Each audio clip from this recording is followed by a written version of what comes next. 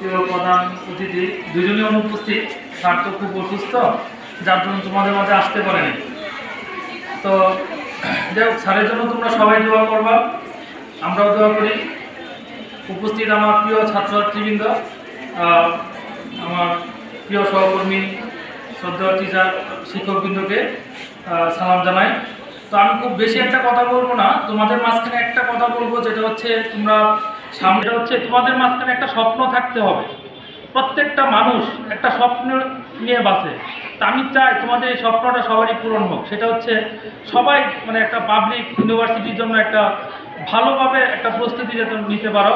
তো আসলে এই পরীক্ষার রেজাল্ট দিয়ে কিছু হয় না। আমরা অনেকেই মানে চিন্তা করি যে একটা ভালো রেজাল্ট হইলে আমি খুব খুশি, যেটা দেখাদেখি করে হোক।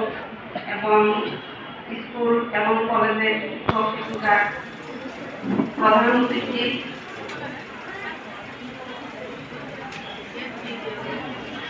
নির্বাহী কর্মকর্তা, সভাপতি, সালাম। আজকে তোমাদের বিদায় অনুষ্ঠান। তোমরা ভালো করে পরীক্ষা দিবা, সব দিকে খেয়াল রাখতে হবে। তোমাদের মধ্যে মেয়েদের মধ্যে একটা জিনিস বেশি আছে, হিংসা করে। তুমি বিশেষ করে এই জিনিসটা করবে না, তাহলে তোমরা আগেতে পাবা যে যতটুকুই জানো সহযোগিতা করবে। আর অনেক সময় রেজিস্ট্রেশন দিতে ভুল করে, এর জন্য অনেক আগেই কিন্তু খাতা দিয়ে দেয়। এগুলি ভালো করে লেখার চেষ্টা করবা। আর তোমরা ভালো করে পরীক্ষা দাও, জীবনে আরো উন্নতি করো।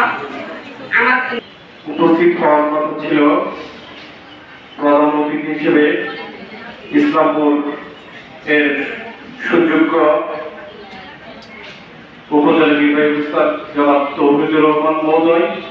তার ব্যস্ততার জন্য মনে হয় উপস্থিত হতে পারে নাই।